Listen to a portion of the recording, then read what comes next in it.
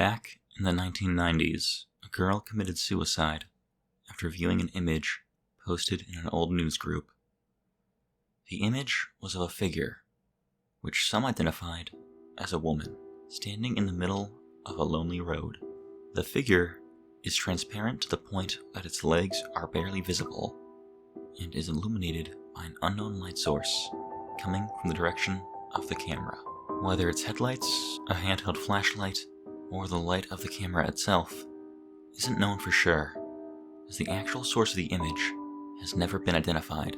No facial features can be made out, but the figure is most easily identified by its long, bony appendages, which partly resemble a spider's legs. Those who have seen the image, or know of its existence, have come to know the figure as the Wanderer. The first known Wanderer account occurred in 1996. Jane, a college girl who was visiting her family during the holiday season, had an interest in the paranormal. She saw the Wanderer image on a news group, along with a message reading, "Do you see me? I can see you too." Dozens of other users saw the same post. Most didn't think much of it, just that it was somehow funny. Some actually complained they experienced headaches while they looked at the image, and similar claims have been made by others since. According to Jane's family, she suffered from nightmares in the nights after seeing the image.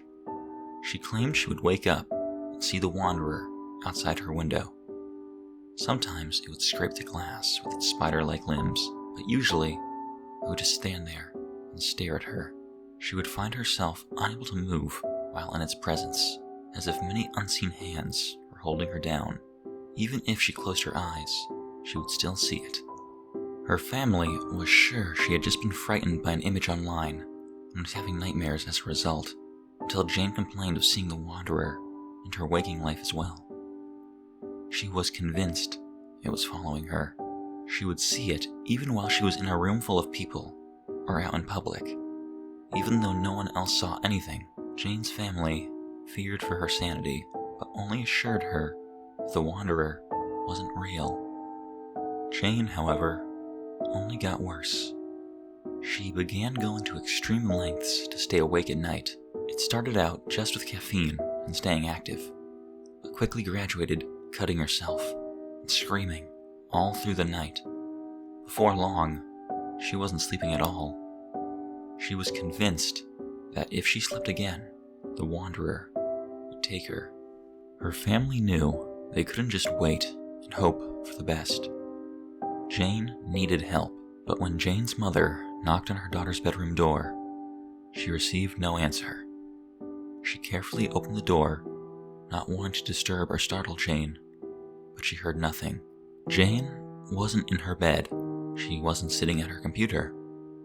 She didn't appear to be in her room at all, until her mom checked the closet. There, Jane was found curled in the corner. Blood reddened the front of her body, having drained from the long slit across her throat. She was clutching a blood-stained note which read, "It can't have me now." Jane's case is not isolated. Through the rest of the 90s, dozens of others went missing or committed suicide after viewing the image of the Wanderer. Since the turn of the century, despite my best efforts at locating the image, it seems to have disappeared. Recently, though, I posted on a news group asking if anyone had heard of the Wanderer.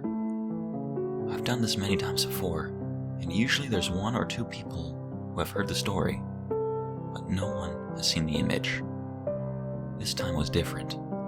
Shortly after posting, I received an email in my inbox. The subject of the email was, "I can see you."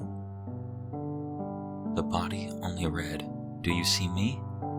I can see you too." There was an image attached with the message. I can't verify whether it's the real Wanderer image or not, but I must warn you that if you choose to view the image, you do so at your own risk.